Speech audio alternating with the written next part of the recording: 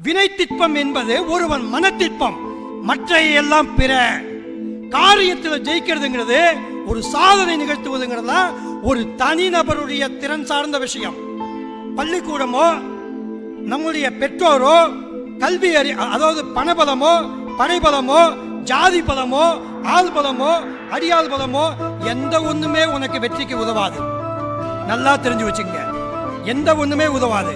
உங்களுக்கு தனித்திறன் இருந்தால் மட்டும்தான், உனக்கு திறமை இருந்தால் மட்டும்தான், உனக்கு படிக்கிற பழக்கம், நினைவுபடுத்தி பார்க்கிற பழக்கம், எழுதி பார்க்கிற திறன், உனக்கு திறமை இருந்தால் மட்டும்தான் ஜெயிக்க முடியும்.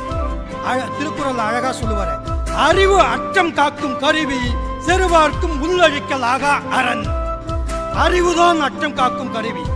இந்த உலக துன்பத்திலிருந்து நம்ம மீட்டு வைக்கக்கூடிய கருவி அறிவு மட்டும்தான். அறிவு இருந்தா மட்டும்தான் ஜெயிக்க முடியும். மற்ற எல்லாம் ஒரு காலகட்டத்தில் ஒன்று ஒதுக்கிடும், ஒன்றை விட்டு விலகிடும்.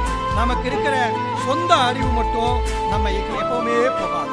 நம்ம சொந்த அறிவு, நாலேஜ் இஸ் பவர், அறிவுதான் பலம். அதனால உங்களுடைய அறிவை வளர்த்துக்க பாருங்க. மாணவர்கள் சோர்வே படாதீங்க, சோர்வே படாதீங்க. பாரதியார் சொல்லுவார் இல்லையா, சுமையினு கிளைத்திடேல் சூரனை போற்று. சுமையினு கிளைத்திடேல். நமக்கு வேலை அதிகமா இருக்கு, நமக்கு எல்லாம் நம்ம தலையில கட்டுறாங்க, நினைக்கவே நினைக்காத. நம்மளால செய்ய முடியும். நம்ம என்ன புதுசா என்ன செய்ய போறோம்? புதுசா ராக்கெட் தான் விட போறோம்? கிடையாது, படிக்க தானே போறோம். நமக்கு முன்னாடி எவ்வளவு பேர் படிச்சிருக்காங்க, அவங்க மட்டும் எப்படி படிச்சாங்க?